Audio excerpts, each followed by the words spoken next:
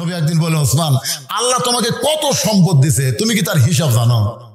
ওসমান বলি, ইয়া রাসূলুল্লাহ, একটা হিসাব আমার কাছে আছে, সেটা হলো আমার যত সম্পদ আছে সমস্ত সম্পদ যে গুদামে রাখি, ওই গুদামে তালা দিয়ে চাবি টানতে একটা উট হিমশিম খায়। আমার কথা কি বুঝতে পারছেন? তো সুবহানাল্লাহ বলেন না কেন?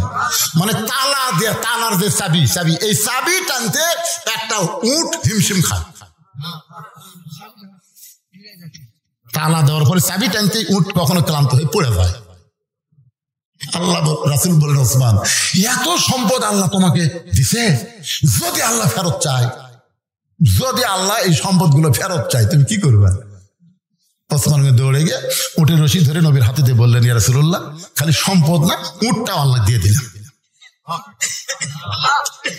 নবী কয়, ওসমান, সবই যদি আল্লাহ দেও, তোমার থাকলো কি? ওসমান বলে বলতেছে, আমার যা আছে, আমার ডান পাশে আল্লাহ, বাম পাশে মুহাম্মদ রাসূলুল্লাহ, এই দুইটা থাকলে আমার আর কোনো কিছুর দরকার নাই। সঙ্গে সঙ্গে নবী আসমানে তাকায় বলে, আল্লাহ আল্লাহ, চাহিদা মাত্র ওসমান তার বাহককে সব ফেরত দিল, এখন আমি নবী কি করব? আল্লাহ বলতে, যখন টেনশন করেন না, আমার জ্ঞানী ডিগ্রি আমি ওসমানকে দিয়ে দিলাম। চাহিদা মাত্র আর বাহককে ফেরত দিতে বাধ্য থাকে। যে কোরআন আপনি বলেছেন কোনো সন্দেহ নাই, এই কোরআন লাগবে। আল্লাহর কোরআনটা যখন বাংলাদেশ চলবে, এই বাংলাদেশের মানুষের চরিত্র কেমন হবে, একটা দৃষ্টান্ত দিয়ে আপনাদের সামনে আলোচনা করতেছি, একটু মনোযোগ দিয়ে কথাগুলো শুনবেন। আমরা তো আল্লাহর কোরআন এখনো দেখি নাই, সারা জীবন শুধু কোরআন শুনতেছি, ঠিক কিনা বলেন? আমরা কি দেখছি ভাই এই কোরআনটা কেমন? আমরা কি দেখছি? খালি শুনতেছি। কিন্তু আল্লাহ রাসূল বলেছেন, কোরআন শুধু শোনানোর জন্য আল্লাহ দুনিয়াতে দেয় নাই, কোরআন মোতাবেক নিজের জীবনকে পরিচালনা করার জন্য কোরআন। ধরে কোন ঠিক কিনা? এই যে আল্লাহ বলতেছেন, হুদাল্লিল মুত্তাকিন। হুদা শব্দের অর্থ কি? হুদা শব্দের অর্থ হলো ব্যবস্থাপত্র, প্রেসক্রিপশন। আপনি একটা ভালো ডাক্তারের কাছে দেহ দেখালেন, ডাক্তার বডি সব চেক আপ করে, আপনার সব কিছু দেখে পরীক্ষা করে সুন্দর করে একটা প্রেসক্রিপশন দিল। এই প্রেসক্রিপশন অনুযায়ী আপনি চলবেন, তাহলে আপনি এই অসুস্থ থেকে ভালো হবেন। এখন 1000 টাকা ভিজিট দিয়ে প্রেসক্রিপশন নিয়ে বাড়িতে এসে আপনি 3 বার পড়লেন, 3 বার পড়ে 6 বার চুমা খেলেন। কয়বার? 3 বার পড়ে 6 বার চুমা খেয়ে রেখে দিলেন। প্রতিদিন সকালে পড়েন, চুমা খানা রেখে দেন। আপনি কোন তো রোগ বাড়বি না কমবে? কে রে পাগলা, প্রেসক্রিপশন লেখা আছে কি? সেই নিয়ম অনুযায়ী ওষুধ কিনে সে ওষুধ নিয়ম অনুযায়ী খাওয়া লাগবে। এগুলো নিয়ম অনুযায়ী যদি আমল করে, তারপরেই তো তোর রোগ সারবি। জোরে কর কথা, ঠিক কিনা? ওই খালি পড়ে বোঝে না, কি লেখছে ওটাও বোঝে না, কেন পড়ে আর চুমা খাই, পড়ে আর চুমা খাই। আজকে কোরআন হলো আমাদের ব্যবস্থাপত্র। আমরা কিভাবে চলবো, কিভাবে বলবো, সব কিছু আল্লাহর কোরআনে আছে না নাই? যার কারণে আল্লাহ বললেন, অনুনাজ্জিলু মিনাল কুরআনি মা হুয়া শিফাউ ওয়া রাহমাতুল লিল মুমিনিন। কোরআনে আয়াত শুনলে ঈমান বাড়ে না কমে? আপনার চুপ করে আছেন কেন? চুপ করে থাকা কি ভালো লক্ষণ? 500 টাকা গোস্ত, 500 টাকা কেজি গোস্ত চুপ করে কিনছে, পরে হাটে যায় দেখে 550, আবার চুপ করেই কিনছে, পরে হাটে 600। কষাইকে বলা হচ্ছে, কে রে ভাই, প্রতি হাটে 50 করে বাড়তিছে, কারণ কি? জনগণ চুপ হয়ে গেছে। জনগণ চুপ করলে তখন ইচ্ছা মতো বাড়ান যায়। আমরা 15.5 বছর চুপ হয়েছিলাম দেখে হাসিনা ইচ্ছা মতো কাম করছে, দিনের ভোট রাতে করছে। ধরে কর কথা, ঠিক কিনা?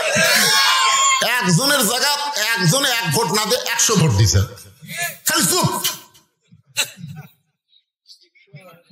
ঠিকই মনে করছেন চুপ করে থাকার দিন আছে? কোরআন আয়াত শোনার পরে ঈমান বাড়া যাবে। রাসূল বলে, ঈমান বাড়ার লক্ষণ হলো আল্লাহু আকবার তাকবীর দেওয়া। আল্লাহু আকবার তাকবীরে আল্লাহ খুশি হয়, শয়তান বেজার হয়। আর যাদের মধ্যে শয়তানি আছে তাদের মধ্যে আল্লাহু আকবার বের হয় না। জোরে কোন কথা, ঠিক কিনা? এই বাংলাদেশে বহু দল আছে যে দলের মধ্যে আল্লাহু আকবার স্লোগান নাই, আছে না নাই? বুঝবেন যে দলে আল্লাহু আকবার স্লোগান নাই, এটা পুরাই শয়তানের দল। জোরে কোন কার দল? কারণ আল্লাহু আকবার দিলে তো শয়তান থেকে পারবি না, ওরা সেটা দেয় না, কারণ কি? ওরাই শয়তান। আপনার কি সেই দলের মানুষ নাকি?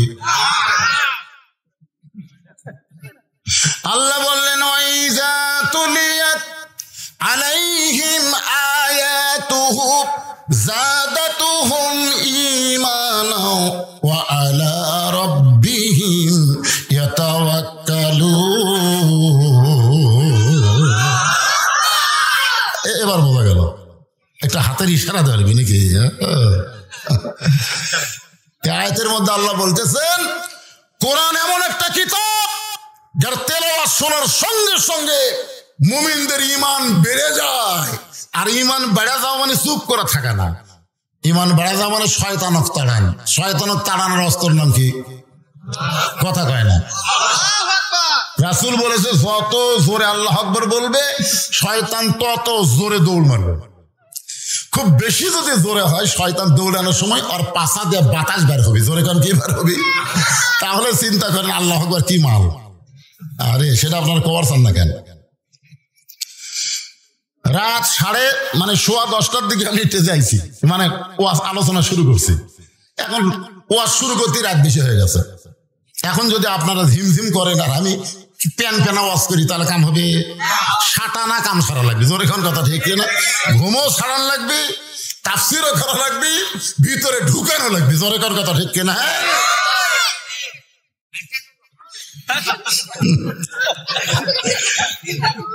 সুবহানাল্লাহ। ঠিকই আছে বাবা। ওয়ালাইকুম সালাম। বিয়াই তো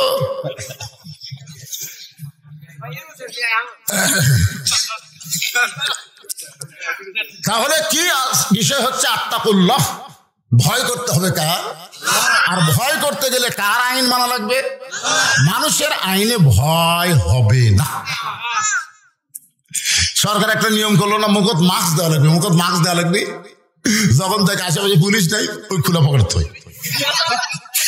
ভাই পুলিশ নাই, তাহলে বোঝা যাচ্ছে মানুষের আইন মানুষ কিন্তু অন্তর থেকে মানে নেয় না। বিপদে পড়ে এখন মানা লাগে। জোরে কোন ঠিক কিনা? কিন্তু আল্লাহর আইন এইটা মানুষ মুখে মুখে মানবে না, অন্তর থেকে মানার একটা পরিবেশ তৈরি হয়ে যাবে। জোরে কোন সুবহানাল্লাহ। সেই পরিবেশটা কেমন?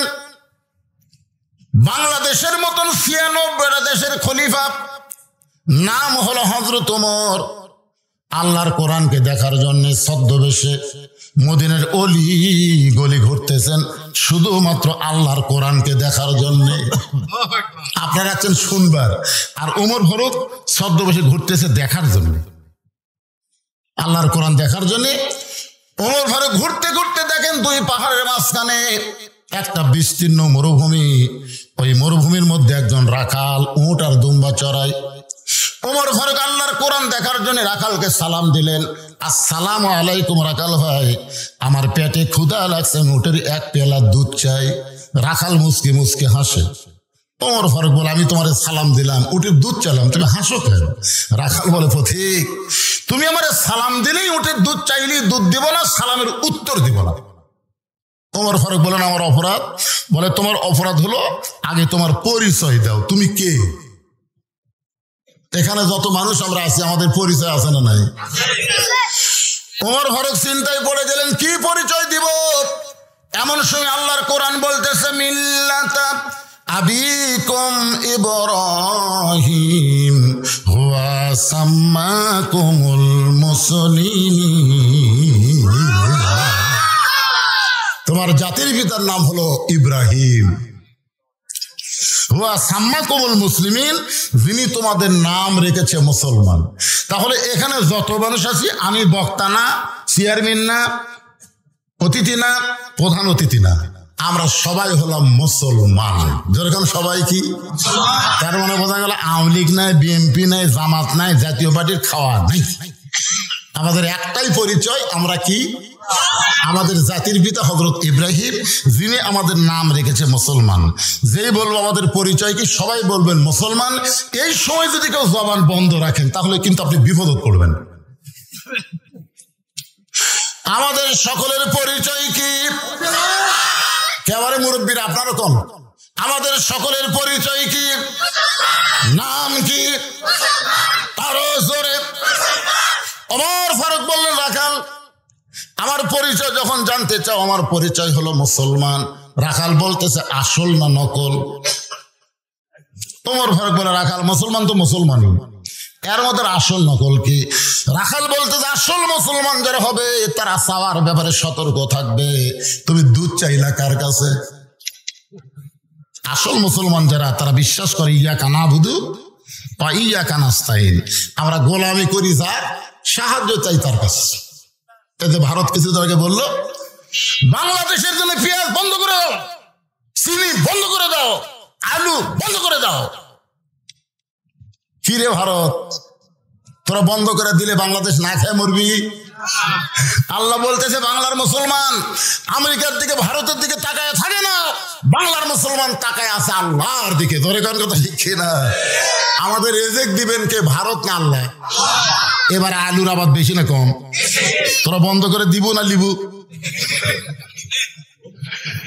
শিবগঞ্জে আমার শ্বশুর বাড়ি, আমার শ্বশুর এক লোক বলতেছে যে খালি মাটি টান দিয়ে আলু, ভিতরে কোনো মাটি নাই, খালি বাইরে মাটি, মাটি খালি টান দিলে আলু। হাই আলু রে! আল্লাহ কোরআনে বলেন ফালিয়াবুদু রাব্বা হাযাল বাইত আল্লাযী আত'আমাহুম মিন জু'ইন ওয়া আমানাহুম মিন খাউফ। ওই ঘরের মালিকের তোমরা গোলামি করো, তোমরা নামাজ পড়ো, দুইটা পুরস্কার সঙ্গে সঙ্গে তোমাদের দেওয়া হবে। 1 নম্বর পুরস্কার হলো তোমাদের রিজিকের কোনো পেরেশানি থাকবে না। 2 নম্বর পুরস্কার হলো কোনো ভয় ভীতি তোমাদের অন্তরে ঢুকবে না, পুরাপুরি যাবতীয় ভয় থেকে আল্লাহ নিরাপত্তা দিয়ে দিবে। কেউ যদি বলে ভারতের বাংলাদেশকে আমরা 15 দিনে দখল করে নেব, আমরা তখন আল্লাহর বিশ্বাস নিয়ে বলবো আয় আয়। তোরা কি মনে করিস তোর কি অ্যাটম বোম, তোদের হাইড্রোজেন বোমা থেকে আমরা ভয় করি না? আমাদের জাতির পিতা নমরুদের আগুনের চুলার দিকে একবারও তাকাই নাই। আল্লাহ ইব্রাহিমের ইমানের দিকে তাকায়, নমরুদের চুলা যদি শান্তির বাগান করে দিবার পরে তোদের বোমা বাংলার মুসলমানের দিকে তাকায় আল্লাহ মিষ্টি তরমুজ বানায় দেবার পারে। ধরে কর কথা ঠিক না? মালওয়ানের বাচ্চারা আয়, খালি ঢুকে দেখ। হাসিনা যাওয়ার পরে এরা না খেপিছে ভাই, কারে খেপিস কে? আমি ছেলেদেরকে বলছি আবার আর একটা যুদ্ধ করা লাগবে, তোমরা 3 হাতে একটা করে লাঠি বানাবা আর কোমরে একটা করে খুর রাখবে, কারণ ওরা যদি ঢোকেই তা আমরা লাঠি বিসমিল্লাহ করে পাড়ে ধরবো আর খুর দিয়ে কাটা দেবো, গোড়া লয় আগা কাটবো, পোলটা দিয়ে খাতনায় মুসলমান কলমা পড়ো। জোরে ঘন কথা ঠিক কিনা? আপনারা কি মনে করতেছেন আমার ওয়াজ খালি এখানে আছে? আমার ওয়াজ বাংলাদেশের চাইতে ভারতের মুসলমান বেশি শোনে। গোটা ভারত সয়লাভ হয়ে গেছে যে বাংলাদেশে ঢোকা যাবে না, ঢুকলেই বিপদ আছে, কারণ ওকে ভগবানের খাওয়া নাই। তো কিছুদিন আগে আমেরিকাতে আগুন লাগছিল না? লাগছিল না? ওরা যত প্রকার প্রযুক্তি, সব প্রযুক্তি দিয়ে আগুন নিবার পারতেছে না, খালি বাড়তিছে।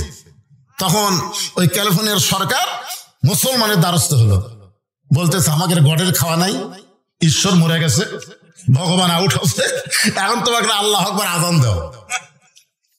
মুসলমানেরা যখন আজান দেওয়া শুরু করলো, যতদূর পর্যন্ত আল্লাহ আকবার শব্দ যায় ততদূর পর্যন্ত আল্লাহ আগুন নিভাইয়া দেয়। তাহলে ক্ষমতা কার হাতে? তোরা ক্ষমতা দেখাস না, তোরা ওই ভুয়া ক্ষমতা নিয়ে বাংলাদেশে ঢুকিস না, কারণ আমরা এমন এক মালক বসে থাকি যাক মাছে খায় হজম করা পারেনি। জোরে কোন কথা ঠিক না? ইউনুস নবীরে খাইল মাছেতে গিলিয়া, ফেরেশতা পাঠাইলেন আল্লাহ ইসমে আজম দিয়া, দমে দমে সে হরদম পড়ে সে ইসমে আজম, মাছেরই উদর হইতে বাঁচাইলা প্রাণ। সবাই বলেন আল্লাহু আল্লাহু, তুমি জাল্লে জালালুহু, শেষ করা তো যায় না গে তোমার গুণগান। ওমর ফারুকের চোখ দিয়ে দর দর করে পানি পড়তেছে। ওমর ফারুক বললেন রাখাল ভাই আসলে চাওয়ার ব্যাপারে আমার ভুল হয়ে গেছে, আসলে চাওয়ার ব্যাপারে আমার ভুল হয়ে গেছে। রাখাল বলতেছে তাহলে তওবা করো, ভুল যখন স্বীকার করেছো তোমার বাঁচার বুদ্ধি আছে। এতদিন যারা আওয়ামী লীগ করছে এখন তারা ভুল স্বীকার করেন, কি করবেন? যেই দলের মেম্বার থেকে শুরু করে প্রধানমন্ত্রী পর্যন্ত পলে গেছে, ওই দল আর করে লাভ আছে? কথা হয় না, লাভ আছে? আমরাই তো চার ভাই, আমাকে এক ভাই আওয়ামী লীগ করে, ওই তওবা করে আমাকে দলদল দিতে কি করবেন? ভুল স্বীকার করলি তওবা করার সুযোগ আছে না নাই? রাখাল বললেন ওমর পথিক তাহলে তওবা করো। ওমর ফারুক বলে রাখাল ভাই আমি তওবা পড়তেছি। রাখাল বলে তুমি মূর্খ মানুষ, তুমি তওবা কেমনে করবা? আমি তওবা করাই, তুমি আমার সঙ্গে তওবা পড়ো। ওমর ফারুক বলে রাখাল আমি যে মূর্খ এ কথা তোমাকে কে কইছে? বলে চাওয়ার সতর্ক যাই থাকে না, এ হলো গন্ড মূর্খ। আল্লাহ বাদ দিয়ে রাখালের কাছে যে দুধ চাই, এর চাইতে মূর্খ দুনিয়াতে নেই। আল্লাহ বাদ দিয়ে দয়াল বাবার কাছে যায়। আপনারা বলেন যে শিক্ষিত? আমার দয়াল বাবার দরবারেতে কেউ ফিরে না খালি হাতে। কে ভাই সব এইদিকে থেকে আছে, বুঝেন না? কি বুঝতেছেন? যে লোক আল্লাহ বাদ দিয়ে দয়াল বাবার দরবারত যায়, এই কি শিক্ষিত না মূর্খ? ওই যতই শিক্ষিত হোক, সাওয়ার ব্যাপারে হলো গন্ড মূর্খ। ওমর ফারুক বলে রাখাল ভাই তখন আমার তওবা পড়ায় দাও। এবার রাখাল হযরত ওমরকে যখন তওবা পড়ায়, ওমর ফারুক চোখের পানি বের করে মনে মনে কয় আল্লাহ তোমার কোরআন যখন দুনিয়াতে চালু থাকবে, ওমর যদি ভুল করে একটা রাখাল পর্যন্ত ভুল ধরতে পারবে। মসজিদের মধ্যে আল্লাহর কোরআন আছে না নাই? ইমাম সাহেব ডবল টাইটেল পাস, দাওরা পাস। আসরের নামাজে 3 রাকাতে বসেছে, 2 রাকাতে বসেছে, আবার 3 রাকাতে বসেছে। 4 নম্বর কাতার এক ভ্যান চলায়। ওই কই কে রে, আসরের নামাজ তো 2 বৈঠক, একটা হলো 2 রাকাত, একটা হলো 4 রাকাত। হুজুর যে 3 রাকাত বসলো, আল্লাহু আকবার। একটা ভ্যান আল্লাহু আকবার কাছে ইমাম বলতেছে তুই যতই লোক মাদে, আমি ডবল টাইটেল দাওরা পাস, এতদিন 4 রাকাত পড়াছি, আজকে 3 রাকাত বসবো, 41 সালের আগে উঠবো না, দেখি কে তোলে আমার। এই কথা বলে ইমাম যদি স্বৈরাচার হয়ে বসে থাকে, আপনার বলেন তো মসজিদের সমস্ত মুসল্লি কার পক্ষে যাবে? নেতার পক্ষে না ভ্যানালার পক্ষে? কেন কেন ভ্যানালার পক্ষে? কারণ ভ্যানালার ঠিক, ইমাম ঠিক। মসজিদে আল্লাহর আইন চলে বলে আজও স্বৈরাচারী হওয়ার কোনো সুযোগ হয় নাই। আর সমাজে মানুষের আইন চলে বলে সবাই ইচ্ছা মতো কাজ করতেছে। জোরে কোন কথা ঠিক কিনা? এবার রাখাল হযরত ওমরকে তওবা পড়াচ্ছেন। যারা মাগরিব এশার নামাজ না পড়ে আওয়াজ শুনতেছেন, ফজর পর্যন্ত বাঁচার কোনো গ্যারান্টি? তাহলে সকলে আপনারা পড়েন, যারা পড়েছেন তারাও পড়েন, কারণ আপনি যেভাবে নামাজ পড়া দরকার সেইভাবে হয়তো আদায় করতে পারেন নাই। কিন্তু সকলে তওবা করতে কি আমাদের আপত্তি আছে? তাহলে সবাই জবান খুলে বলেন আস্তাগফিরুল্লাহ রব্বি মিন কুল্লি জামবি ওয়া তুবু ইলাইহি। ওমর ফারুক তওবা করার পরে বলতেছে রাখাল ভাই আল্লাহর হস্তে ওটের 1 পেয়ালা দুধ দাও। কার হস্তে? রাখাল মুস্কি মুস্কি হাসে। ওমর ফারুক রাখাল আবার হাসার কারণ কি? বলে হাসার কারণ হলো তওবা করার পরে তুমি আবার মুনাফিকি করলে। যেই কইছে মুনাফিক, ওমর ফারুকের চেহারা রক্তের মতো লাল হয়ে গেল। মুখে যা আসে তাই বলিস কেন? কারণ ওমর ফারুক জানে মুনাফিকের জায়গা হলো জাহান্নামের সবচাইতে নিচে। জোরে কোন ঠিক কিনা? কাফেরেরা থাকবে জাহান্নামের উপরে, আর মুনাফিক থাকবে জাহান্নামের নিচে। কাফেরেরা পেশাব পায়খানা করবে, ওই পেশাব পায়খানা মুনাফিকের খাদ্য হবে। সাহাবেরা বললো হুজুর এ বদমাইশ মুনাফিক কোন দল থেকে বের হবে? আল্লাহ রাসূল বললেন আফসোস করতে হবে, এই মুনাফিকের আবাদ হবে মুসলমানের ভিতরে। প্রত্যেক ভোটের সময় আমাদের বাংলাদেশের অধিকাংশ মানুষ মুনাফিক হয়ে যায়। যখন যায় আসে আপনি কি দেবো ভাই, ওই যে কাক দিবি ওই নিজেই জানে না। কি মুনাফিক বোঝেন? মুনাফিকের চিহ্ন কয়টা? কোন কিতাবে 4টা, কোন কিতাবে 3টা। তার মধ্যে একটা চিহ্ন হলো ওয়াদা খেলাফ করে। জোরে কোন কি খেলাফ করে? কথায় কথায় মিথ্যা কথা বলে, আমানতের খিয়ানত করে। আল্লাহ কোরআনে বলেছেন ইন্নাল্লাহা ইয়ামুরুকুম আন তুআদ্দুল আমানাতি ইলা আহলিহা। রে মুসলমান, ভোট হলো তোমাদের একটা আমানত। আল্লাহ কোরআনে বলতেছেন তুমি যাকে সাক্ষী দিবা, যে মার্কা ছিল মারবা, এটা তোমার একটা আমানত। এজন্য একটা কথা নাই, আমার ভোট আমি দিব, যাকে খুশি তাকে না। এটা স্বৈরাচারী কথা।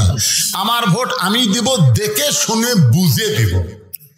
যাকে ভোট দিলে আমাকে জাহান্নামে যাওয়া লাগবে না, এই চিন্তা আগে করা লাগবে, পরে করে কাম হবি না। জোরে কোন কথা ঠিক কি না? কারণ ভাবিয়া করিও কাজ, করিয়া ভাবিও না। একটু মনোযোগ দেন। ওমর ফারুক বলে, রাখাল আমার মধ্যে মুনাফিকের কি দেখলা? রাখাল বলতেছে, তোমার মুখের সাথে মনের মিল নাই। লিমা তাকুলু মালা তাফালুন। তুমি চিন্তা করে বলো তো, আমি কি মালিক? আমি যদি উটের মালিক হইতাম, তুমি আমাকে রাখাল বললা কেন? আর যখন রাখাল বলেছে তখন তোমার মন বলতেছে আমি উটের মালিক না। আর মালিক বাদ্দা রাখালের কাছে চাইলেও, রাখাল আল্লাহর হস্তে চাইলেও দিবার পারবে না। যার প্রমাণ আমি নিজে তার প্রমাণ। আপনার বাইকোলা টেস্ট থেকে যেই মাত্র নামলাম, এক লোক দৌড়ে এসে আমাকে হাতের মধ্যে 100 টাকা দিল। চকচকা টাকা পড়ে দিয়ে বললাম, ভাই কারণ কি? বলে, হুজুর দোয়া করেন, আমার বইয়ের পেটে একটা বাচ্চা আছে, আল্লাহ যেন পুত্র দেয়। যেই কাছে পুত্র দেয়, পকেট তার 200 বের করে দিলেন। আমি তো দোয়া আছে টাকা না, পাগলা, আমি 3 মেয়ের বাপ, আমার দোয়া দিয়ে যদি পুত্র হয় তাহলে আল্লাহ আমাকে আগে একটা দিত। তুই কি মনে করছিস যে পরপর 3টা মেয়ে হচ্ছে আমি বেটার জন্য দোয়া করিনি? তাহলে আপনি টাকা আপনি নেন, আমার ওরে যেই টাকা দিছি মারতেছি দৌড়ে। আমি কোথায় যাবি? বলে, ওই হুজুরের কাছে যাবো যার বেটা সওয়াল আছে। আমি বলি, পাগলা, কোনো হুজুরের কাছে না, কোনো পীরের কাছে না, কোনো বাবার কাছে না। বাবার যদি চাও আল্লাহর কাছে চাও। ধরে কোন কথা ঠিক না? দেওয়ার মালিক কে? আমাকে দেয়নি বলে তোমাকে দিবে না তা তো নয়। তোমার চাওয়া তুমি চাও, তোমার চাওয়া যেভাবেই পারো, আরবিতে বলো, ইংরেজিতে বলো, বাংলাতে বলো, শুদ্ধ ভাষায় বলো, অশুদ্ধ ভাষায় বলো, সাহিত্যের ভাষায় বলো, গ্রামের ভাষায় বলো, যে ভাষায় বলো, সব ভাষা আল্লাহ বোঝে কি বোঝে না? তো হুজুরের কাছে আলো একটু মনোযোগ দেন। রাখাল বলে, পথিক সত্যি যদি আল্লাহর হস্তে 1 পেয়ালা উটের দুধ চাও, তাহলে এখান থেকে মালিকের বাড়ি হলো 10 মাইল দূরে। ওই মালিকের বাড়ির দরজাত গিয়ে বলো, মালিক তোমার রাখাল উট আর দুম্বা চড়ায়, তুমি মালিক যদি হুকুম দাও রাখাল আল্লাহর হস্তে উটের 1 পেয়ালা দুধ দিবে। ওমর ফারুক বলে, রাখাল ভাই অত কষ্ট করে মালিকের বাড়ি যাওয়ার দরকার নাই, বরং তোমাকে 2টা টাকা দিলাম, এই 2টা টাকার বিনিময়ে তুমি উটের 1 পেয়ালা দুধ দাও। রাখাল মুসকে মুসকে হাসে। ওমর ফারুক বলে, হাসো কেন? বলে, হাসার কারণ হলো তুমি হযরত ওমরকে চেনো। তুমি যে এতক্ষণ হলে আমার সাথে ফাজলামি করতেছে, তুমি হযরত ওমরকে চেনো? যদি হযরত ওমরের চিন্তা এরকম বেয়াসাইদা কথা বলতে হবে। ওমরের গুপ্ত বাহিনী ঘুরতেছে, দূর থেকে যদি দেখ পারবাই তুমি আমাকে 2 টাকা ঘুষ দিছে, আর আমি মালিক বাদে তোমাকে উঠে 1 পেয়ালা দুধ দিলাম, তাহলে তোমাকেও ধরবে আমাকেও ধরবে। এই বয়সে কি তুমি ধরা পড়বার চাও? ওমর ফারুক বলে, রাখাল তাহলে পাহাড়ের গুহার মধ্যে যাই, তোমার গোপনে 2টা টাকা দেব, তুমি গোপনে উঠে 1 পেয়ালা দুধ দিবা। ওমরের গুপ্ত বাহিনী ধরতে পারবে না, তোমার মালিকও জানতে পারবে না। রাখাল চিল্লায় বলে, তুমি ভণ্ড, তুমি ভণ্ড, তুমি ভণ্ড। ওমর ফারুক বলে, রাখাল আমারে ভণ্ড বলার কারণ কি? রাখাল বলে, পথিক যেখানে ওমরের গুপ্ত বাহিনী দেখতে পায় না, আমার মালিক জানতে পারে না, রাখালের আল্লাহ দেখতে পায়। সঙ্গে সঙ্গে হঠাৎ ওমর মারছে দৌড়। 1 দৌড়ে পাহাড়ের পাদদেশে গিয়া 2 রাকাত নামাজ পড়ে আল্লাহকে বলতেছে, আল্লাহ তোমার কোরআন এত সুন্দর, তোমার কোরআন যখন দুনিয়াতে চালু হয়ে যায় তখন কেউ না দেখলো আল্লাহ দেখে, এই বিশ্বাস মুসলমানের কলিজায়। তাহলে আত্মাকুল্লাহ ডিগ্রি অর্জন করতে গেলে কেউ না দেখলো কে দেখতেছে? ওই যে দরজা জানলা বন্ধ করে কম্বলের তলে চালু করে দিছে। এদের ছেলেরা মনে করছে বাপ মা ঘুমিয়ে গেছে, জানলা দরজা বন্ধ, ল্যাপের মধ্যে তুই হাটের মধ্যে দেখি, কে দেখবি রে? মানুষের আইন যখন চালু থাকবে কে দেখবে? বিশ্বাসই হবে না। আর আল্লাহর কোরআন যখন চালু হবে তখন বিশ্বাস হবে, কেউ না দেখলো আল্লাহ দেখতেছে। ধরে কোন কথা ঠিক কিনা? ওমর ফারুক কান্দের বলে, আল্লাহ তোমার কোরআন এত সুন্দর, আমি এতক্ষণ রাখালকে দেখি না, রাখালের ভিতরে তোমার কোরআন শরীফ দেখতে পাই। রাখাল পিছনে গিয়ে বলতেছে, যতই কান্দো উটের দুধ দেওয়া গেল না। ওমর ফারুক বলে, রাখাল ভাই উটের দুধের কোনো দরকার নাই, বরং তোমার কাছে আমি জানতে চাই, তুমি না দেখা আল্লাহকে কলিজার মধ্যে জায়গা দিয়ে তুমি যে আল্লাহর কোরআন অনুযায়ী চলতেছো, এর বিনিময়ে তোমার চাহিদা কি? আল্লামা সাইদি হুজুর 13 বছর অন্যায় ভাবে তাকে জেলখানায় বন্দি রাখছে। জোরে কান কথা ঠিক কিনা কথা বলো। আপনারা বলেন তো সাইদি হুজুরের কোনো দোষ আছে? একটা হিন্দু যাকে সাক্ষী করা হয়েছিল সে বলে আমি সাক্ষী কেমনে দিব? যাকে ফেরেশতার মতন মানুষ দেখেছি হওয়ার পর থেকে সে কোনোদিনও কোনো অন্যায় করেনি, তার বিরুদ্ধে সাক্ষী কেন দেব? ওকে ধরে নিয়ে যায় ভয়ে ভারতে পালায় গেছে। চিন্তা করছেন? যাই একটা অপরাধ করেনি, একটা দোষ করেনি, বিনা দোষে তাকে 13 বছর জেলখানায় বন্দি করে রাখলো। আবার জেলখানার মধ্যে মৃত্যু হয় না বলে জেলখানা থেকে বের করে হাসপাতাল নিয়ে গিয়ে তাকে হত্যা করা হলো। ধরে বলেন কথা ঠিক কিনা? বাংলাদেশের সমস্ত মুসলমান জানে আল্লামা সাইদি তুমি মরনি, শহীদ হয়েছ আমরা এটাই জানি। আপনারা বলেন তো আমির আহমেদের কোনো দোষ আছিল? মামুনুল হকের কোনো দোষ আছে?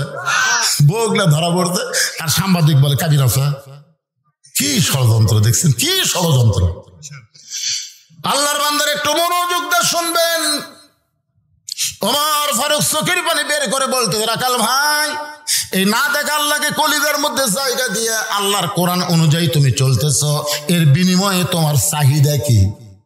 রাখাল ছোট বাচ্চার মতন কান্দে।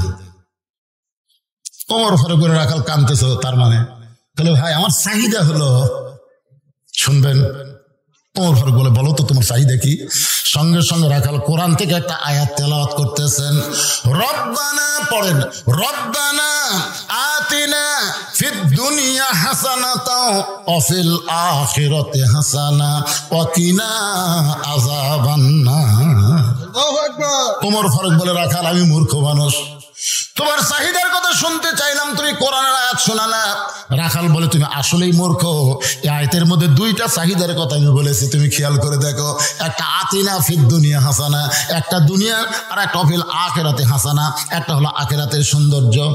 দুনিয়ার সৌন্দর্য হলো মহামানব হযরত ওমরকে আমি এক নজর দেখতে চাই। যে ওমর আল্লাহর কোরআন দিয়ে রাষ্ট্র চালাইছে, ওমরকে যদি একটা নজর দেখতে পাইতাম, আমার দুনিয়ার চাহিদা আল্লাহ পুরা করত। আমার 2 নম্বর চাহিদা হলো আমি রাখাল যখন মরে যাব, অধম রাখালকে আল্লাহ যেন জান্নাত দেয়। চাহিদা কয়টা? দুনিয়ার চাহিদা কি দেখবে? ওমর মানে ভালো নেতা। ওমর মানে কি নেতা? যে ওমর আল্লাহর কোরআন দিয়ে রাষ্ট্র চালানোর কারণে আমার মতন রাখাল না দেখে আল্লাহকে কলিজার মধ্যে জায়গা দিবার পারছি, সেই হযরত ওমরকে খালি একটা বার যদি দেখতে পাইতাম, ভাই আমার দুনিয়ার চাহিদা আল্লাহ পুরো করতো। আমার 2 নম্বর চাহিদা হলো আমি যখন মরে যাব, অধম রাখালকে আল্লাহ যেন জান্নাত দেয়। ওমর ফারুক দৌড়ে এসে রাখালের হাতের খপ করে ধরছে, ধরে 3টা চুমা খাচ্ছে। রাখালকে পাগলা নাকি রে, আমার ঘামা হাতে চুমা খেলে। ওমর ফারুক বলে রাখাল ভাই তোমার 2 নম্বর চাহিদা আল্লাহ পুরা করছে। পুরা করবে না, পুরা করবে না, ভবিষ্যৎ না, পুরা করছে। তোমার 2 নম্বর চাহিদা হলো মরার সঙ্গে সঙ্গে আল্লাহ তোমাকে 8টা জান্নাত খুলে দিবে। আপনারা সুবহানাল্লাহ আল্লাহু আকবার বলতেছেন, কিন্তু রাখাল কথা কয় না। ওমর ফারুক বলে রাখাল তোমার 2 নম্বর চাহিদা মরার সঙ্গে সঙ্গে আল্লাহ তোমার জান্নাত দিবে। রাখাল কয় ভালোই তো, তুমি চালাক, মরার পরে আল্লাহ জান্নাত দিবে, এই বাকি কথা ভালোই বলতেছো, কিন্তু হযরত ওমরকে এক নজর দেখতে পাবো, এই লগত কথা বলতে তোমার কোন জায়গা বাজায়? মরার পরে জান্নাত, এটা কি বাকি? মরার পরে কি? জোরে কর, মরার পরে জান্নাত এটা কি বাকি? আর হযরত ওমরকে দুনিয়াতে দেখাই এটা হলো নগদ। না বলে বাকির কথা বলতেছো। ওমরের চোখ দিয়ে দর দর করে পানি পড়তেছে। যে রাখাল আমাকে তওবা পড়াইছে, যে রাখাল আমাকে মুনাফিক কইছে, যে রাখাল আমাকে ভণ্ড কইছে, এখন যদি বলি আমি ওমর বলাও সারা, রাখাল হাত ফেল করে মরাও সারা। ওমর ফারুক চিন্তায় পড়ে গেলেন, কি করব? এমন সময় আল্লাহর কোরআন বলতেছে উদউ ইলা সাবিলি রাব্বিকা বিল হিকমাহ। তোমার যদি ডাইরেক্ট বলবার না পারিস তাহলে হিকমত অবলম্বন কর।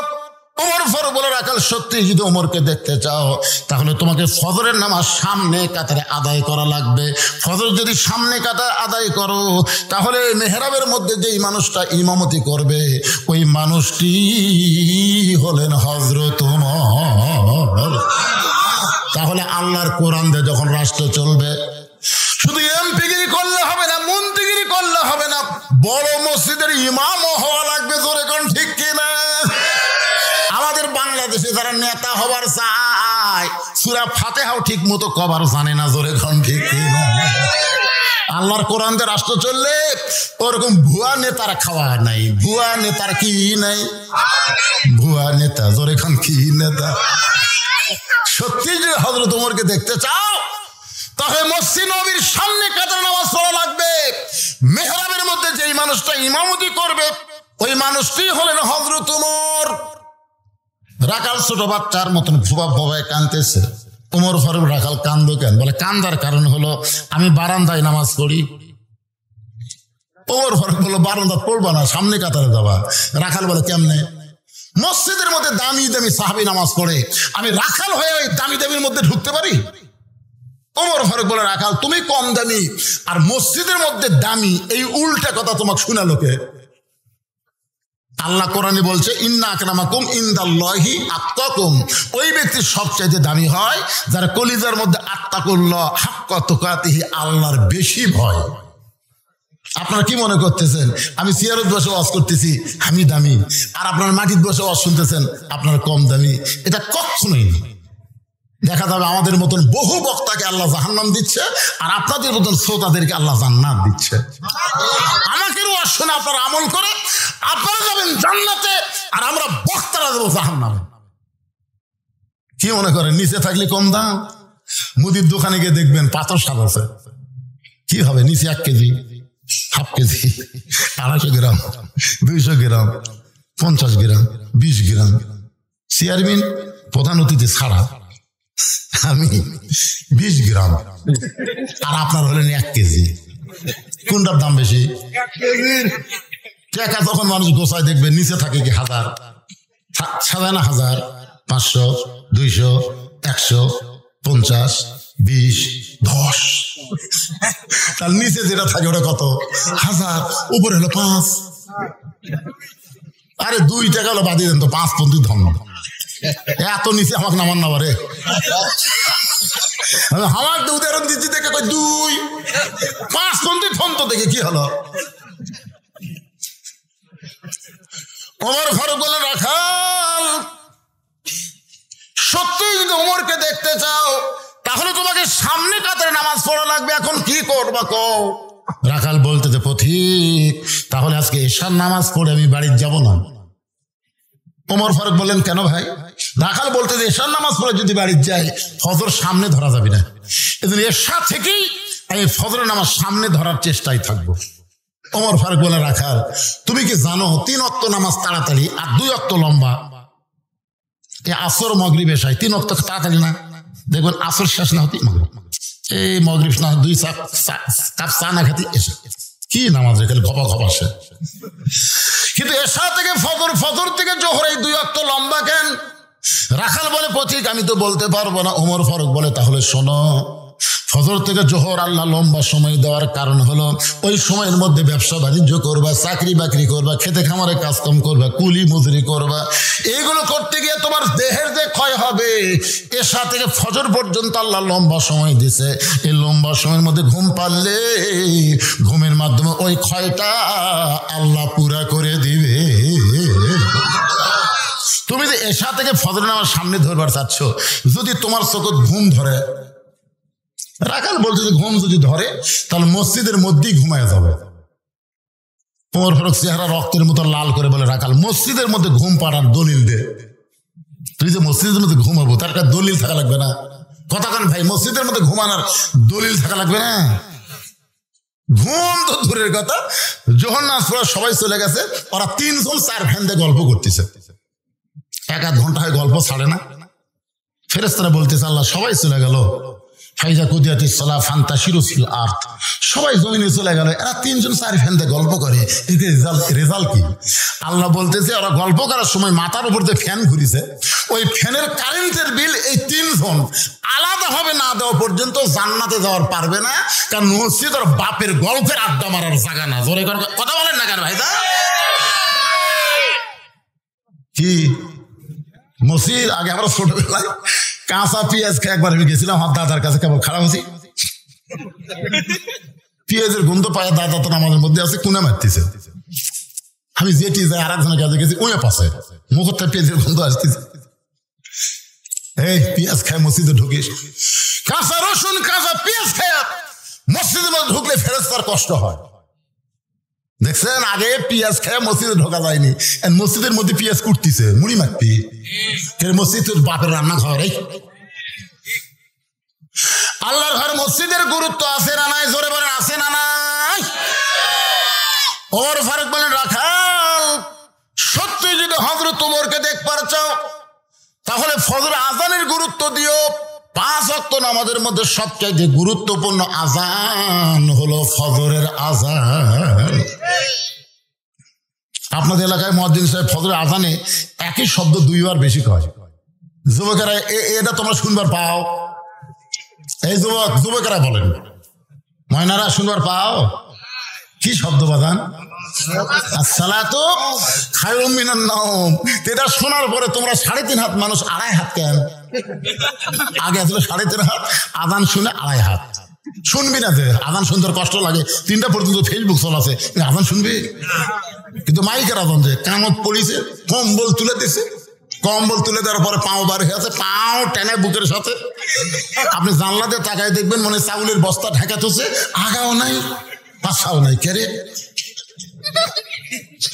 আপনি আস্তে আস্তে ঘরের মধ্যে ঢুকে খালি কম্বল টান দিয়ে দেখেন, কম্বলের তলে ওর সাইজ আর সকালবেলা সাইড টিভি কুত্তার সাইজ একই সাইজ। সকালবেলা সাইড টিভি কুত্তা দেখছিলেন কিভাবে ঘুরে থাকে রে, ও একই সাইজ ভাই। এই জন্য যুবক সবাই বলতে হবে, আমি যেই বলবো, ফজরের নামাজ বাদ দিয়ে ঘুম পাড়ে যারা কুত্তার আমল করে তারা, বলা লাগবে ফজরের নামাজ বাদ দিয়ে ঘুম পাড়ে যারা, জোরে বলো কুত্তার আমল করে তারা। পারবা ঘুম পারবা? আর ঘুম পারবা? আমি ওয়াজটা নাটোরে লালরে করছি, আপনার লালপুরের মধ্যে করছি, 4-5টা কুত্তা দৌড়াচ্ছি। আমি ওয়াজ শুরু করছি, মানে ওয়াজ আমার করবার দিচ্ছে না কেন? কি ভুল করলাম রে? কুত্তা খেপলো কে? পরে দেখি আয়াতে বলতেছে আল্লাহ সুম্মা রাদাদনাহু আসফালা সাফিলিন। ফজরের নামাজ বাদ দিয়ে ঘুম পাড়ে যারা কুত্তার চাইতেও খারাপ তারা। যে আমি বলছি ফজরের নামাজ বাদ দিয়ে ঘুম পাড়ে যারা কুত্তার চাইতেও খারাপ তারা, বলো সারা কুত্তারা সরে দাও সারা। কুত্তে বুঝে দিল আমাকে চাইতে ওরা খারাপ।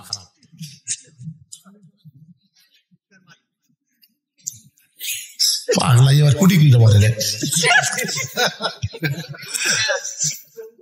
আজকের এই ওয়াজ শোনার পরে যুবকেরা যদি খেপে কয় ফজর বাদ দিব না রে, ঠান্ডার মধ্যে যে আজান শুনছে কম্বল মারছে রাখতি, একবারে যে ঠান্ডা বাজে উজু করে মসজিদে রওনা দেয়, ফেরেশতা বলে আল্লাহ যে যুবক শীতের দিনে ল্যাপটুসিকের মহব্বত বাদ দেয় ফজর নামাজ পড়তে মসজিদে যায়, আর রেজাল্ট কি? আল্লাহ বলতেছে আজকে যদি বদরের জিহাদ থাকতো এই যুবক বদরের যুদ্ধের সৈনিক হয়ে যেত। 2-4টা ভাঙ্গা চুলা বুড়ে নামাজ পড়ে কাম হই না তো, এই যুবকদের নামাজ ধরা লাগবে। নামাজ হচ্ছে সরকারি চাকরির মতন ইবাদত। সরকারি চাকরি যেমন সব বয়সে হয় না, নামাজটাও সব বয়সে হয় না বাজান। এই জন্য রাসূল বলেছেন 7 বছর থেকে নামাজের তালিম দাও, 10 বছর থেকে জোর করে নামাজ পড়াও। কারণ বুড়া বয়সে নামাজ ঠিক মতো পড়ে পারবেন না তো। অনেক মসজিদের মধ্যে চেয়ার ঢুকছে, জোরে কোন কথা ঠিক কিনা? ওটাকে জুয়ান মানুষ, তাই বুড়া ভাঙ্গা চেরা পাচ্ছিস না, কি করবে? তাই যুবকেরা মনে কষ্ট নিও না বাজান। আজ থেকে মনোযোগ দিয়ে কথাগুলো শুনে খেয়াল করবা আমলের নিয়তে। এতদিন রাখাল নামাজ পড়েছে বারান্দায়, কিন্তু আজকে নামাজ পড়বে সামনে কাতারে। এখন সামনে কাতারে নামাজ পড়বার গেলে মসজিদের ভিতরে ঢোকা লাগবে। মসজিদের মধ্যে ঢোকার নিয়ম আছে না নাই? ডান পায়ে একই দোয়া, আওয়ামী লীগ বলতেছে আল্লাহুম্মা আফতাহ লি আবওয়াব রাহমাতিক, বিএনপি বলতেছে আল্লাহুম্মা আফতাহ লি আবওয়াব রাহমাতিক, জামাতকে আল্লাহুম্মা আফতাহ লি আবওয়াব রাহমাতিক। সবাই ডান পায়ে ঢুকতেছে। ফেরেশতা কয় আল্লাহ কি দেখতেছি, সব যে একই নিয়মে ঢুকতেছে। আল্লাহ কয় আমার ঘরের মধ্যে কোনো নিয়ম চলবি না, একটাই নিয়ম, আল্লাহর নিয়ম। জোরে কোন কথা ঠিক কি? ঢুকে দেখে ভাই ইমাম সাহেবের মায়ের অসুখ। ইমাম সাহেব মাকে নিয়ে হাসপাতাল গেছে। এখন আওয়ামী লীগ, বিএনপি, জামাত ইসলাম, জাতীয় পার্টি কে রে হুজুর নাই, নামাজ পড়াবি কে রে? জামাত ইসলাম আওয়ামী লীগ নেতা বলতেছে ভাই আপনি যান। ভাই রে আমরা খালি মাঝে মধ্যে ঢুকি ভাই, কিন্তু ওই জায়গাতে আমরা জীবনও যাই না ভাই। বিএনপি বলতেছে ভাই তাহলে আপনি যান। এই পাগলা সামনে যা, দেরি করিস কে, নামাজের সময় হয়ে গেছে।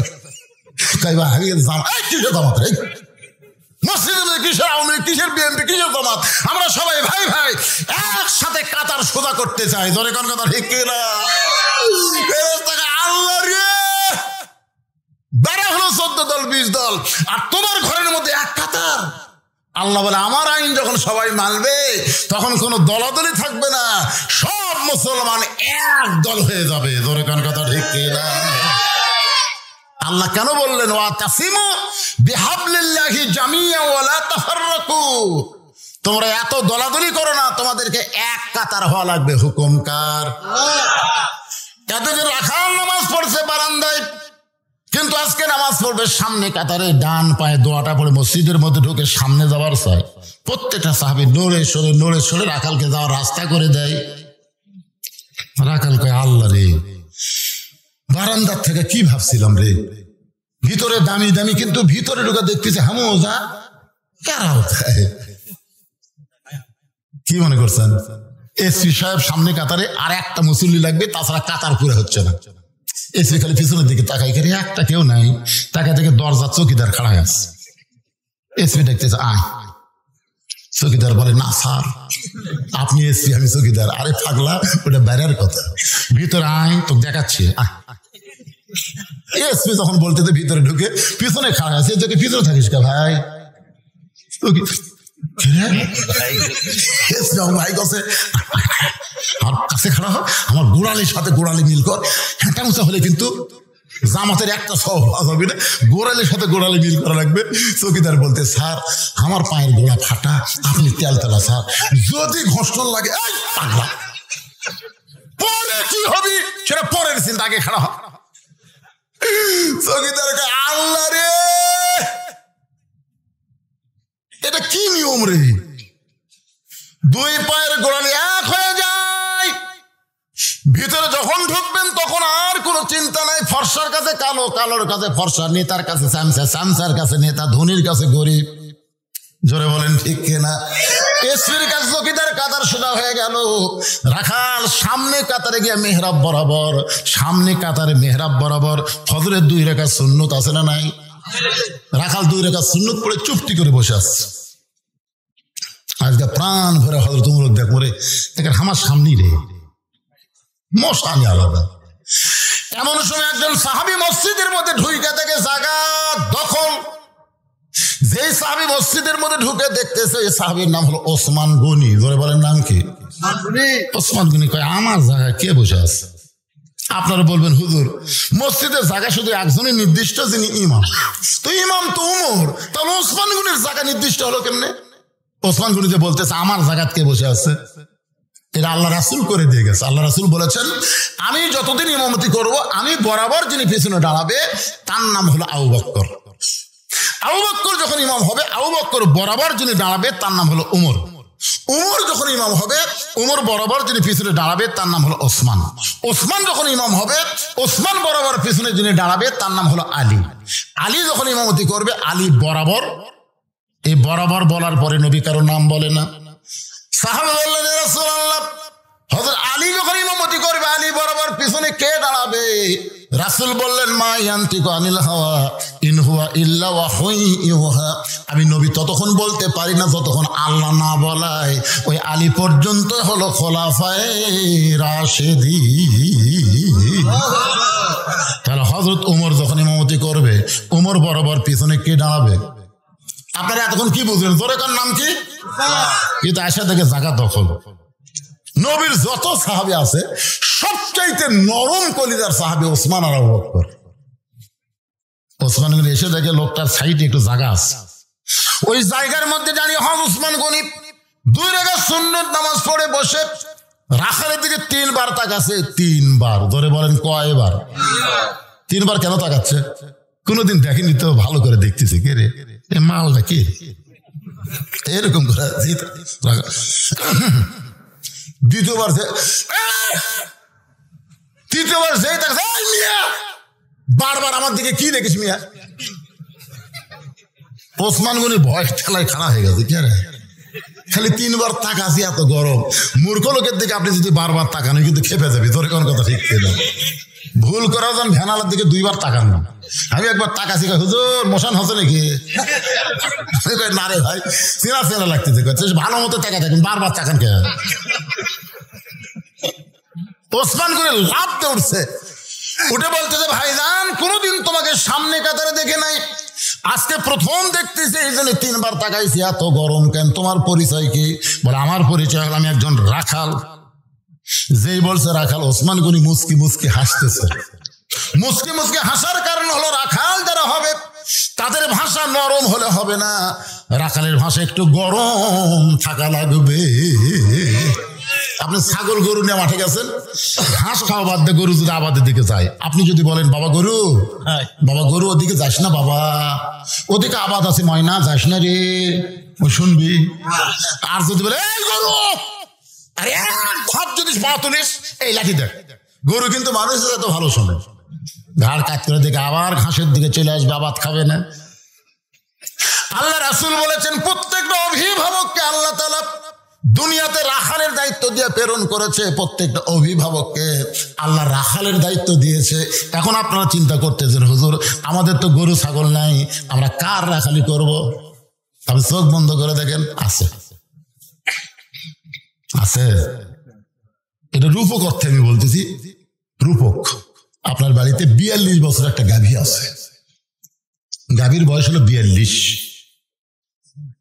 এই গাভীটা হলো আপনার বউ। আমি কিন্তু বলেছি রূপক অর্থে, হাসাও চলবে না।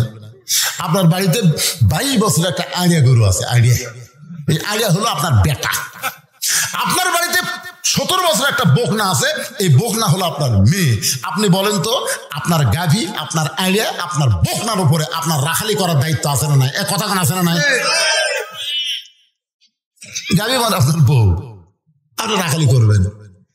জোহরের নামাজ পড়ে আপনি ভাত খাবার গেছেন, 3 তরকারিতে ভাত দিছে, আল্লাহুম্মা বারিক লানা ফিমা রাযাকতানা ওয়া কিনা আযাবান্নার দোয়া পড়ে বিসমিল্লাহ বলে যে খাবার যাচ্ছেন, আপনার বিবেক বলতেছে কে রে রাখাল, এই তোর বউ যে তোর তরকারি ভালো পাক করে খাবার দিল, আর তুই বিসমিল্লাহকে সমানে খাস, রাখালি করবি না? তখন বলতেছে কে গো বিবি, তুমি তো এত কষ্ট করে আমাকে ভাত খাবার দিলে, তুমি নামাজ পড়ছে? বউ বলতেছে আমি গোসলই করিনি। তখন আপনি কি ভাত খাবেন? ভাত যদি খান আল্লাহর কোরআনের আয়াত আপনার অমান্য হবে। আল্লাহ বলেছেন কু আনফুসাকুম ওয়া আহলিকুম নার, জাহান্নামের আগুন থেকে বাঁচতে গেলে তুই একলা স্বামী বাঁচলে হবে না, তোর আহল পরিবার নিয়ে বাঁচা লাগবে। ধরে কোন কথা ঠিক কিনা? গোসল কর, নামাজ পড়। যতক্ষণ গোসল করে নামাজ না পড়বো ততক্ষণ আমি ভাত খাবো না। বউ ভয়ের চোটে গোসল করে নামাজ পড়ে আসে, যখন আপনাকে আবার ভাত দিচ্ছে, মুখ একটু ভার করে আছে, বুঝছেন না আপনি যে রাখালি করছেন, তখন আপনি বলবেন হুন্না লিবাসুল লাকুম ওয়া আনতুম লিবাসুল লাহুন্না। আল্লাহ বলেছেন স্বামী হলো বিবির পোশাক, বিবি হলো স্বামীর পোশাক, আমরা দুইজনে এক থালিত খাবো। আজকে তোমাকে ভাত তুলে খেলাবো ময়না, টিয়া, সোনার পাখি। বইয়ের মান ভাঙাতে, রাগ ভাঙাতে যা করা লাগে, রাখালি করে নামাজ পড়াছেন, সমস্যা কি? এখন আপনি এক থালিত দেয়, আল্লাহর কোরআনে বলেছে স্বামী হলো বিবির পোশাক, বিবি হলো স্বামীর পোশাক, তাহলে এক থালিত খাওয়া যাবে না? আজকে বউকে আপনি তুলে তুলে খাওয়ান, বউকে আমি কি করবো, তুমি কাটা বেঁচে দাও আর আমি তোমাকে খিলাই, কেন একলা খাওয়ালে খিলাইলে হবে না, আপনাকে খাওয়া লাগবে। ওরে মহব্বত রে, দুইজন যখন খায় ফেরেশতাকে আল্লাহ এই 2 স্বামী স্ত্রীর খবর কি? আল্লাহ বলে দুটাই একসাথে জান্নাতি। জোরে কোন সুবহানাল্লাহ। এসার নামাজ পড়ে আপনি বাড়ি ঢুকলেন, আপনি একটা মুসলমান, আপনার বাড়ির থেকে হরি হরি হরি হরি লোল করে আমি মুসলমান, আমার বাড়িতে হিন্দুর পূজার বাদ্য বাজে কেন? ঘরের মধ্যে ঢুকে দেখেন আপনার গাভী স্টার জলসা দেখতেছে। ওই সময় আপনি কি রাখালি করবেন? ওই সময় যা বলবেন, দেখি তো আমিও দেখি, তুমিও দেখো। তুই জানিস যে দেশের চ্যানেল দেখতেছিস ওই ভারত 400 বছরের পুরাতন বাবরি মসজিদ ভাঙ্গা ওই জায়গায় রাম মন্দির বানাচ্ছে রে। ভারতের মন্দির বানানোর বহু জায়গা আছে, কিন্তু সেই জায়গা না বানায় মসজিদ ভাঙ্গে ওই জায়গাতে রাম মন্দির বানাচ্ছে। আর সেই ভারতের চ্যানেল দেখিস, তুই কি মুসলমানের বউ না? বউ স্বামী পাও ধরে বলে, ওরা যে আমাদের মসজিদ ভাঙ্গিছে এ কথা আগে কবেন না, আজ থেকে তৌবা করলাম, জি বাংলা স্টার জলসা দেখবো না। ফেরত থেকে আল্লাহ খবর কি বলে, স্বামী স্ত্রী দুটাই জান্নাতি। আপনি জোহর নামাজ পড়তে গেলেন, যাওয়ার সময় আপনার ছেলের কোনো খবর করলেন না, কিন্তু ভাত খাওয়ার সময় আপনি ডাকতেছেন, বাবু বাবু আসো ভাত খাই। ফেরেশতা কয়, আল্লাহ এই কত বড় শয়তান, একলা একলা নামাজ পড়লো, বেটাক ডাকলো না, আর ভাত খাওয়ার সময় ডাকতেছে কি? ওই সময় ছেলে আসলে আপনি মাথায় হাত দিয়ে বলবেন, বাবু 7 বছর থেকে নামাজের তালিম দেওয়া, 10 বছর থেকে জোর করে নামাজ ধরান, তুই নামাজ পড়িস না কেন? তোর কারণে আমি জাহান্নামে যাব। এমন ভাবে খাওয়ার আগে সাইজ করা, যখন সকালে ফুল প্যান্ট পরে বের হয়ে, কি এটা কি করছিস, এটা কি রে এত টাইট করে, বাড়িতে কখন আসবি? সন্ধ্যার সময়। সন্ধ্যার সময় বাড়িতে আসবি, সকালে ফুল প্যান্ট পরে যাচ্ছিস, পেশাব করবো না? তোকে আব্বা কিভাবে করবো রে শয়তান, এটা পরে তো বসা যাবে না, কিভাবে করবো? তুই মুসলমানের বাচ্চা কুত্তের মতন খাড়া হয়ে পেশাব করবো? তুই জানিস ওই ব্যক্তির কবরে সবচাইতে বেশি আযাব হবে যে পেশাব থেকে পবিত্র হয় না। আমার বেটা হয়ে ঢিলা ঢালা পায়জামার মতন ফুল প্যান্ট পরবি, মুসলমানের বাচ্চা টাকনুর উপরে থাকবে, নাভির উপরে থাকবে। এরকম রাখালি করার দরকার আছে না নাই? রাখালি করবেন ছেলের উপরে, ফজরের সময় ছেলের ঘুম পাড়তে দিবেন না, 3টা পর্যন্ত মেসির খেলা দেখবে, আর ফজরের সময় কুত্তার আমল করবে। এইটা বাবা হয়ে সহ্য করা যাবে না, ধরে বলেন কথা ঠিক কিনা? আপনার বাড়িতে 17 বছর একটা বকনা আছে, বকনা মানে কি? মেয়ে। রাখালি করবেন না?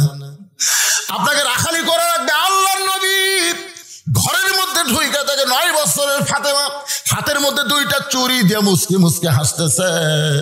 নবী আর ঘরের মধ্যে থাকলেন না, ঘর থেকে বাইরে গেলেন। ফাতেমা চমকে গেল, যে বাবা ঘরের মধ্যে ঢুকে আমাকে মা মা বলে আদর করে, সেই বাবা ঘর থেকে কেন বাইরে যায়? বারান্দায় গিয়ে তাকায় দেখে নবীর চোখ দিয়ে দর দর করে পানি পড়তেছে। ফাতেমা বলে, বাবা কি দুঃখ আপনার মনে, এমন করে কেন কাঁদতেছেন? রাসূল বলে, ফাতেমা যে দুনিয়াতে সাজবে মা, আল্লাহ তার আখিরাতের সাজ তোমায় দিবে। বলার সঙ্গে সঙ্গে ফাতেমা হাতের 2টা চুরি খুলে মাটির ফাইলা দেয়। নবী দৌড়ে গিয়ে চুরি 2টা করে জামার পকেটের মধ্যে ঢুকায়। ফাতেমা বলে, বাবা যে চুরি হাতে দেওয়ার কারণে আপনি ঘরে থাকলেন না, বারান্দায় কাঁদলেন, সেই চুরি ফাইলা দিলাম, কেন পকেটের মধ্যে ঢুকালেন? রাসূল বলে, ফাতেমা আয় আয়, তুই আমার কাছে আয়। নবী মেয়েকে কাছে নিয়ে বলতেছে, মা একদিন তোর কানে কানের দুল পরায় দিব, একদিন তোর নাকে নাকফুল পরায় দিব, একদিন তোর গলাত মালা পরায় দিব। ফাতেমা বলেন, বাবা কবে কবে? আল্লাহ নবী বললেন, যেদিন তোমার বিবাহ হবে। ও ফাতেমা, মেয়েরা কেবলমাত্র এক ব্যক্তির জন্য সাজতে পারবে মা, সেই ব্যক্তি হলো তার স্বামী। স্বামী ছাড়া কোনো পরপুরুষের জন্য নারীদের সাজা চলবে না। তাহলে আপনার 17 বছরের মেয়েদের হাইহিল পরে কিলকিল করে গোটা মোর গ্রাম ঘুরতেছে। কি কথা কয় না রে বা, কথা কয় না রে। রাখালি করবেন না? নবী যদি তার মেয়েকে রাখালি করতে পারে, নবীর উম্মত হয়ে আপনি কি এমন মরক হলেন? আপনার মেয়েকে আপনি কি বানাবেন? পরিমণি বানাবেন না ফাতেমা বানাবেন? আজকে আপনাকে সিদ্ধান্ত নেওয়া লাগবে। ধরে করে কথা কেনা কথা বলেন। আপনার একটা মেয়ের জন্য গোটা পাড়ার ছেলেরা নষ্ট হয়ে গেল। হাজার ছেলে মানুষের কোনো ক্ষতি করতে পারবে না, একটা মেয়ে 1000 ছেলেকে নষ্ট করতে পারবে। ধরে কোন কথা বলেন না কেন ভাই? এক পরিমণি গোটা বাংলাদেশের যুবকদের নষ্ট করছে। ফিরে যুবক, এই সোনার যুবক গুলো একটাও পাড়ায় পাড়ায় ঘুরবে না, সব মসজিদের বারান্দার যাবে, জানেন আপনি? খালি মেয়েদেরকে আপনি পর্দার মধ্যে ঢুকেন। আল্লাহ কোরআনে বললেন অকরনা ফি বুয়ুতিকুন্না ওয়ালা তাবাররুজনা তাবাররুজাল জাহিলিয়াতিল উলা। গভীর রাত্রে স্বামীকে বুকের মধ্যে নিয়ে ফাতেমা কাঁদতেছে। আমার মায়েরা যারা পর্দার অন্তরালে একটু মনোযোগ দিয়ে শোনেন। হযরত আলী চমকে বলে ফাতেমা কান্দার কারণ কি? বলে আল্লাহ আমার দোয়া কবুল করেছে। আলী বলে ফাতেমা দোয়া কবুল হলে কান্দো কেন? বলে কি দোয়া কবুল করছে আপনি কি শুনবেন না? আজকে গভীর রাত্রে আল্লাহ আমার মৃত্যু দিবে। যেই বলছে গভীর রাত্রে মৃত্যু হবে, সঙ্গে সঙ্গে হযরত আলী ঘরের মধ্যে পড়ে গেলেন। ফাতেমা মুচকি মুচকি হেসে স্বামীর মাথাটা উড়াতে নিয়ে কপালে একটা চুমু দিয়ে বলে স্বামী গো, এমন করে আপনি কাঁদবেন না, কারণ দুনিয়া থাকার জায়গা না, আসলে যাইতে হবে। যতই সুন্দর বাড়ি করেন, যতই সুন্দর করে প্রসাদ নির্মাণ করেন, কিন্তু যেদিন দাগ পড়িবে কবর মাঝে যাইতে জোগাড় কিছু করছো বন্ধু, তার মাঝে বিছাইতে থাকতে পারবেন নাকি? ফাতেমা বলতেছেন দুনিয়া থাকার জায়গায় আসলে যাইতে হবে, আমি মরে যাব। এইটা শোনার পরে এমন করে আপনি কেন কাঁদেন? ওগো স্বামী, আমি মরার পরে আমার 3টা চাওয়া আপনি পুরা করবেন। আলী কান্দের বলে ফাতেমা দুনিয়ার জীবনে গরিব ছিলাম বলে। এ মুরব্বী আবার কি শুরু করলো? এটা কি রে মুরব্বী? না না না, দরকার নেই।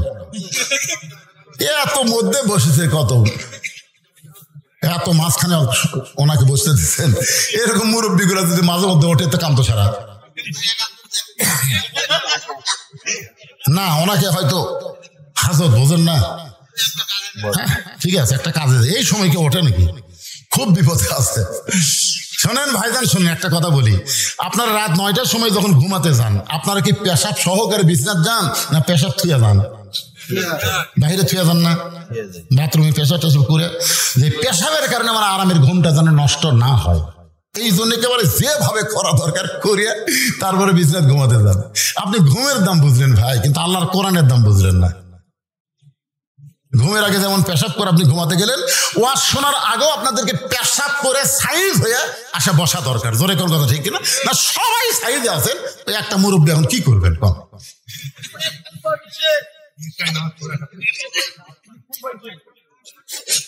মাশাআল্লাহ, আল্লাহ এই কোরআনের ওসিলায় পেশাব জাতীয় যত ব্যাধি আছে সমস্ত ব্যাধি থেকে আল্লাহ আমাদেরকে হেফাজত করুক। জোরে কোন আমিন।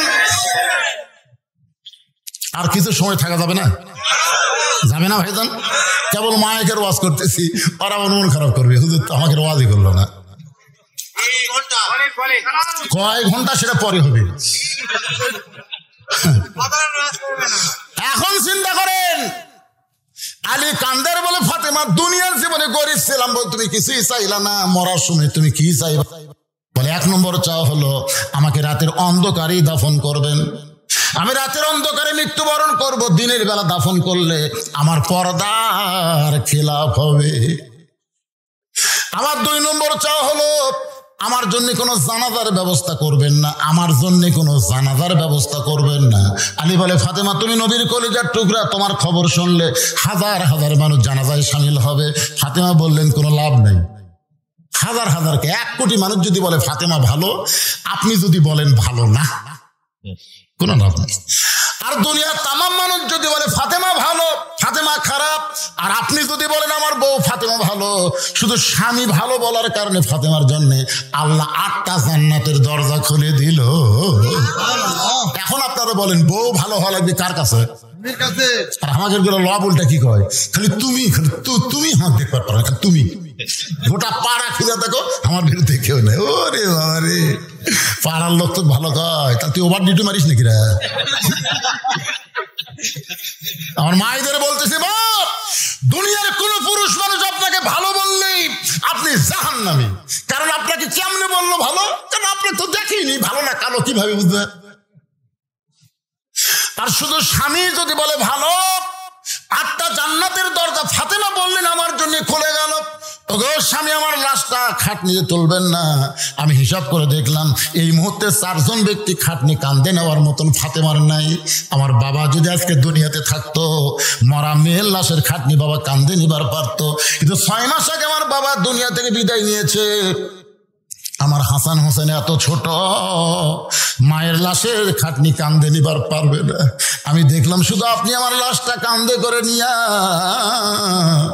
ওই জান্নাতুল বাগের পূর্ব কোণায় সবুজ রঙের একটা বাতি জ্বলবে, ওই বাতি বরাবর আমাকে দাফন করবেন।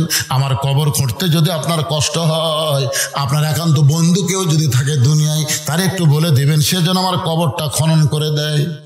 আবু যর গিফারের কাছে হযরত আলী কবর খনন যখন হয়ে যাচ্ছে, এমন সময় কবরের মধ্য থেকে এমন একটা ভয়, আবু যর গিফারি কানের মধ্যে আর কবরস্থানে থাকতে পারলেন না। জান্নাতুল বাগিতে আবু যর যখন চলে গেছে, এমন সময় হযরত আলী ফাতেমার লাশটা নেওয়ার জন্য ঘরের মধ্যে ঢুইকে দেখে ফাতেমা নিজে নিজেই শেষ গোসল করে, নিজে কাফনের কাপড় পরে তার 2টা সন্তানকে ঘুমায়া দিছে। কান্দে করে নিয়ে ওই জান্নাতুল বাগির পূর্ব কোণায় সবুজ রঙের বাতির নিচে ওই ফাতেমাকে দাফন করার পরে হযরত আলী বলতেছে, আল্লাহ এখনই বাড়ি যাওয়ার পরে আমার হাসান হোসেন চেতন পাবে, আর চেতন পায় যদি বলে বাবা মা কোথায়, যে মা রাত্রেবেলা আমাদের ঘুমাই দিল সেই মা কোথায় গেল। আমি যদি বলি তোমাদের মা মারা গেছে, তাহলে আমার 2টা সন্তান বলবে আল্লাহ ভালো না, 6 মাস আগে নানাক নিল আর 6 মাস পরে আমার মা চলে গেল।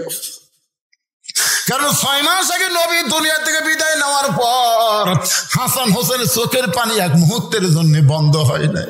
গোটা মদিনা খোঁজে আর বলে, নানা গো আমাদের ফাঁকি দিয়ে তুমি কোথায় লুকাইলা? আবু বকর বলেছে, রে নবীর সাহাবীরা, হাসান হোসেন যতদিন নানা নানা বলে কানবে ততদিন খবরদার রওজার খবর দিও না। ওরা 2 ভাই নবীর রওজার পাশে এসে যদি নানা নানা বলে চিৎকার করে, আমি আবু বকর বলতেছি নবীর ঘুম ভেঙে যাবে। কারণ আমাদের নবী মরে নাই রে, আমাদের নবী মরে নাই, আমাদের নবী রওজার মধ্যে ঘুমায় আছে। ইসলামের আলো জ্বলায়া দিয়া নবী ঘুমায়া আসেন সোনার মদিনায়। এ গজলটা গাইলে গুনাহ হবে না? কি কবেন, মরে আসা? তাহলে সবাই জবান খুলে বলেন, ইসলামের পতাকা উড়াইয়া দিয়া নবী শুইয়া আসেন সোনার মদিনায়।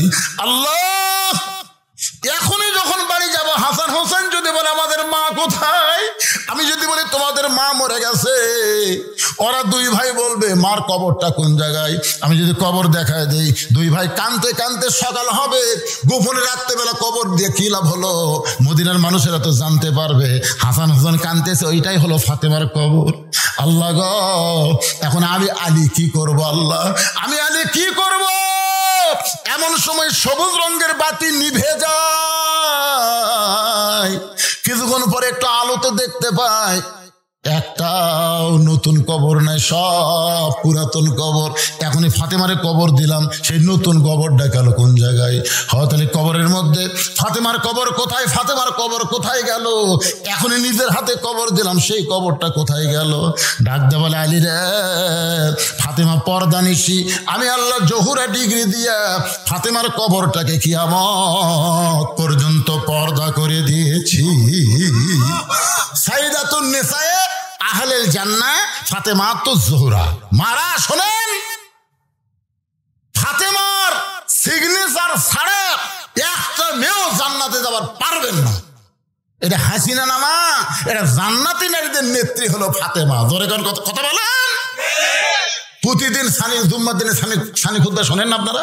ইমাম সাহেব বলে না, সাইদাতুন নিসায়ে আহলেল জান্নাহ ফাতেমাতুজ জোহরা। ভাইরা পর্দার মধ্যে থাকেন মা।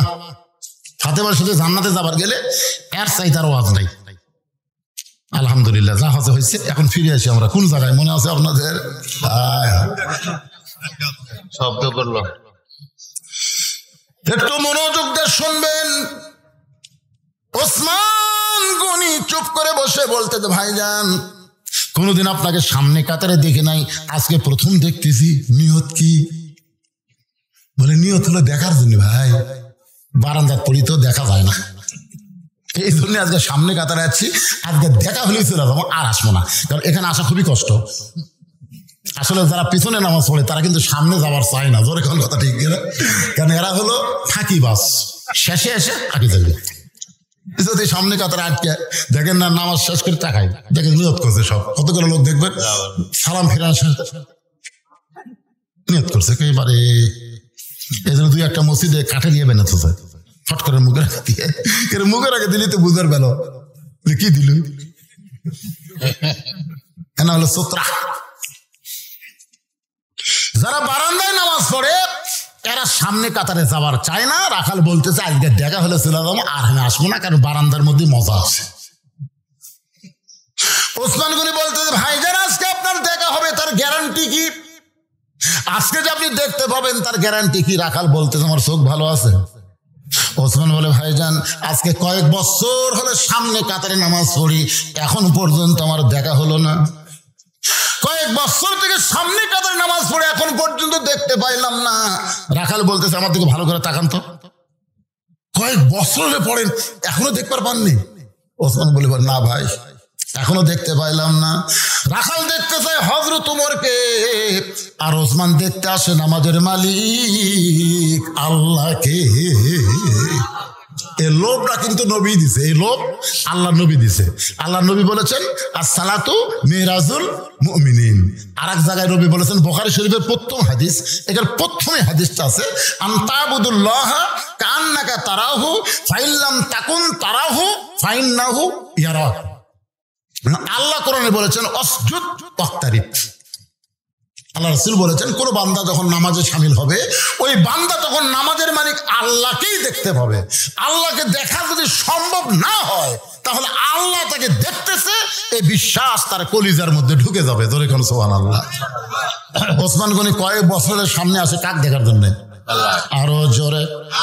আর রাখাল আইছে আল্লাহ হযরত ওমরকে দেখার জন্য। ওসমান গনি বলতেছে ভাই কয়েক বছরের সামনে কাতারে নামাজ পড়ে এখন পর্যন্ত দেখা হলো না। রাখাল বলতেছে আমার হাত ধর, আর হাত ধর, আমি নিজেও দেখবো এবং তোকেও দেখে দেবো। কি রে দেখা যাবি না মানে? দেখার বাপ যাবি, আমার হাত ধর। ওসমান গনিকে বলতেছে আমার হাত ধর, আমি নিজেও দেখবো তোমাকেও দেখায় দিব। এমন সময় ওসমান গনির কাছে আল্লাহর কোরআন বলতেছে ইয়া আইয়ুহাল্লাযীনা আমানুত্তাকুল্লাহা ওয়া কুনু মা'আস সাদিকিন। এই আয়াতের বাংলা অর্থ জানেন? ঈমানদারেরা আল্লাহর ভয় যদি কলিজার মধ্যে রাখতে চাও তাহলে সত্যবাদীদের তোমরা সাথী হও, সত্যবাদীদের দল করো, সত্যবাদীকে সমর্থন করো। বাংলাদেশে সত্যবাদী আছে না নাই? জনগণ আছে না নাই? যারা মানুষের কথা বলে না, আল্লাহর কোরআনের কথা বলে, তাদের সঙ্গে থাকার কথা আল্লাহ বলেছেন অকুনু মা'আস সাদিকিন।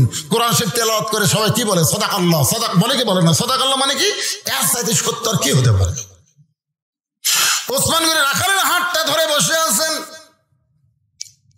মনের মধ্যে বড় আশা, নিজের যোগ্যতাই দেখতে পাইনি, কিন্তু এমন একজন আল্লাহওয়ালা পাইছি যে নিজেও দেখবে এবং আমাকেও দেখায় দিবে, এই বিশ্বাস করে রাখালের হাতটা ধরে বসে আছেন। কিছুক্ষণ পরে যখন জামাতের সময় হয়েছে, এমন সময় মুয়াজ্জিন আকামত শুরু করেছে।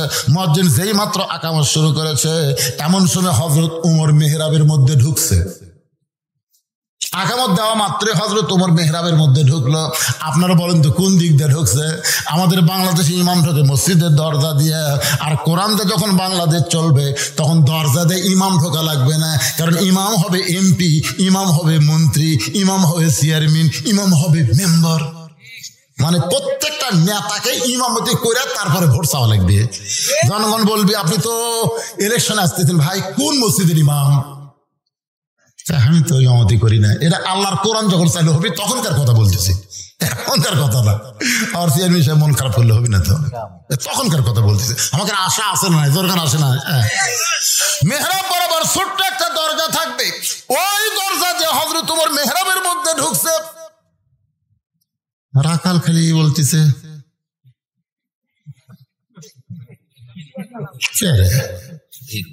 এটাই তো আমাকে ওমর দেখার কথা কইল রে, ই তো মুয়াজ্জিন বলেছে কদ কামাতিস সালাহ, কদ কামাতিস সালাহ, সঙ্গে সঙ্গে রাখাল আল্লাহু আকবার। ওসমান গনি রাখালের হাত ছেড়ে দিয়ে বলতে, কে রে ভাই কি হলো? ইমাম সাহেব ভুল করলে মানুষ লোকমা দেয়, এখন আকামতি শেষ হয় নাই আর তুমি আল্লাহু আকবার লোকমা দিলে।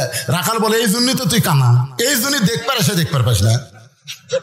আমি কি জন্য লোকমা দিলাম মিয়া তুই জানিস না?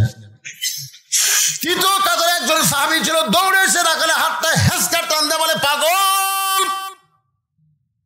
প্রথম তোকে দেখে আমার সন্দেহ হয়েছে। এই পাগল, এতক্ষণ হাত ধরে যেই মানুষটা তোর সঙ্গে ছিল ওই মহামানবকে তুই চিনিস? রাখাল বলতে আমি ভিতরের কাউরে চিনি না, আমি বারান্দাত নামাজ পড়ি, ভিতরে কাউরে তো আমি চিনি না। সাই বলে, পাগল রে, তুই ধরে কানা কানা বলে তিরস্কার করতেছিস, ওই মানুষটা হলো আল্লাহর নবীর ডবল জামাই ওসমান গনি।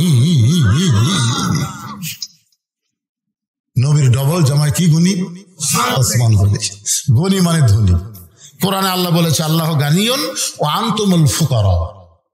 রাসূল বলেছেন ইল্লা ওসমানও গানিয়ুন।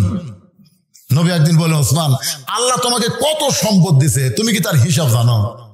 ওসমান বলি, ইয়া রাসূলুল্লাহ, একটা হিসাব আমার কাছে আছে, সেটা হলো আমার যত সম্পদ আছে সমস্ত সম্পদ যে গুদামে রাখি, ওই গুদামে তালা দিয়ে চাবি টানতে একটা উট হিমশিম খায়।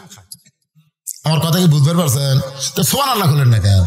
মানে তালা দিয়ে, তালার যে চাবি, চাবি এই চাবি টানতে একটা উট হিমশিম খায়।